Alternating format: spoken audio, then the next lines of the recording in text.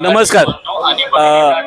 आम्ही आर्टिकल 19च्या दुरुस्तीसाठी प्रयत्न करतो आहोत की महाराष्ट्रामध्ये बाहेरचे लोक येत आहेत. आपल्या भाषा, संस्कृती आणि आपल्या रोजगारावर पण त्यांनी अतिक्रमण केलंय.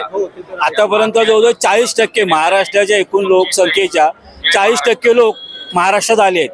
म्हणजे त्यांची आलेली कुटुंब वाढत आहेत आणि अजून नवीन लोक येत आहेत. मग त्यांचा वाढण्याचा रेट हा दोन प्रकारे, आलेल्यांची कुटुंब वाढत आहेत आणि नवीन. आणि आपण मराठी स्थानिक जे आहोत ते 1-2 मुलांच्या पुढे नाही आपलं कुटुंब. तर त्यांचा जो वाढणारी लोकसंख्या आपल्यापेक्षा जास्त आहे.